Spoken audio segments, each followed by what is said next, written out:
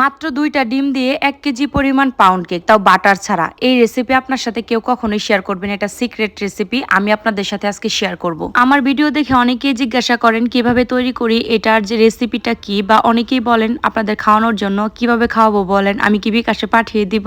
আমার ফুল ভিডিওটা দেখেন মনোযোগ দিয়ে আর রেসিপিটা শিখে নেন। ঝটপট বানাতে পারবেন, যে কোনো মেহমান আসলে সময় লাগবে মাত্র 40 মিনিট। আমি ওভেনে বানাবো, আর চুলাতে কিভাবে বেক করবেন ওইটাও কিন্তু আমি বলে দিব। তাহলে ফুল ভিডিওটা মনোযোগ দিয়ে দেখতে থাকুন। কেক বানানোর আগে চলুন আপনাদের সাথে আমি আমার প্রোডাক্ট সম্পর্কে একটু কথা বলি। আপনারা যারা চুল পড়ার সমস্যায় ভুগছেন, চুল লম্বা হচ্ছে না, চুল ঘন হচ্ছে না, চুলে খুশকি, চুলটা ড্যামেজ, তারা কিন্তু চোখ বন্ধ করে আমার এই হেয়ার কম্বোটি অর্ডার করতে পারেন। আমার চুলটা কিন্তু জন্মগতভাবে এত লম্বা না, আমার এই তেল ব্যবহার করতে করতে আমার চুলটা এত লম্বা হয়েছে। আগে তো কাউকে বলতাম না যে কি দিয়ে চুল লম্বা করেছে বা কি দিয়ে স্কিন ফর্সা করেছে, এখন তো সবাইকে বলে দেই। আমার হাতে যে হেয়ার কম্বোটি দেখতে পাচ্ছেন, একটি তেল আর একটি হেয়ার প্যাক, এই কম্বোটা যদি আপনি মাত্র 7 দিন ব্যবহার করেন, আপনার চুল পড়ার সমস্যা একেবারে সমাধান হয়ে যাবে ইনশাল্লাহ। যারা আমার থেকে হেয়ার কম্বো অর্ডার করেছেন তারাই কিন্তু রিভিউটা দিয়েছে। আমার পেজে অনেক রিভিউ আছে পোস্ট করা। আপনারা চোখ বন্ধ করে আমার এই হেয়ার কম্বোটি অর্ডার করে ফেলুন। একটা মেয়ের সৌন্দর্য হচ্ছে তার চুল, আর চুলটা যদি লম্বা, ঘন, সুন্দর, সিল্কি না থাকে তাহলে কি ভালো লাগে বলেন।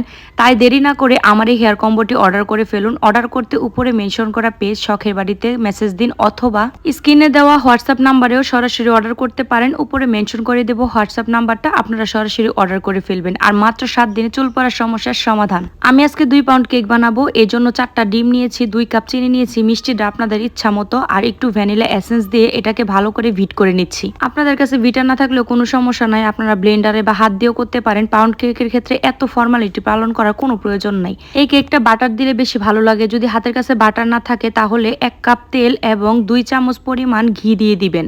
ঘি দেওয়াতে স্মেলটা খুব সুন্দর আসবে কেকের থেকে এবং এটা খুব সফট হবে। সবকিছু একসাথে সুন্দর করে ব্লেন্ড করে এক সাইডে সরিয়ে নিচ্ছি। এবার শুকনো উপকরণগুলো মিশিয়ে নিব।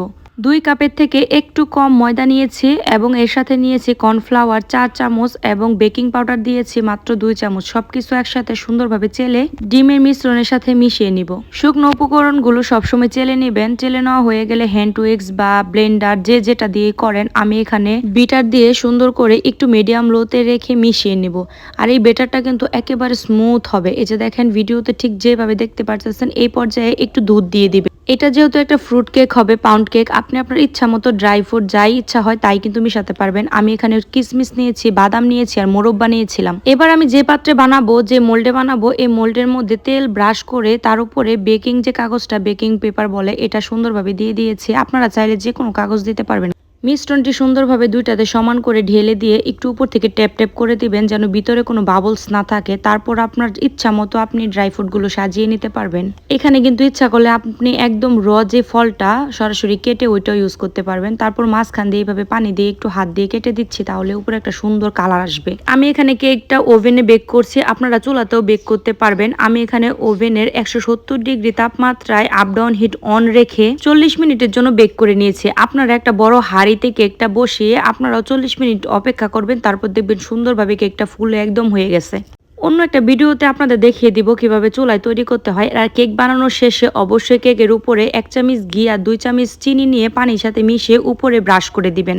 এতে করে দেখবেন কেকটা খুব সফট থাকবে। তারপর একটা পলিথিন দিয়ে ঢেকে রাখবেন যতক্ষণ ঠান্ডা না হবে, তাহলে কেকটা কিন্তু অনেক নরম আর সফট হবে। এই যে দেখেন আমার কেকের ফাইনাল লুক আমি বানিয়ে ফেলেছি। আমি তো প্রায় সময় বানাই যে কোনো অনুষ্ঠান বা মেহমান আসলে।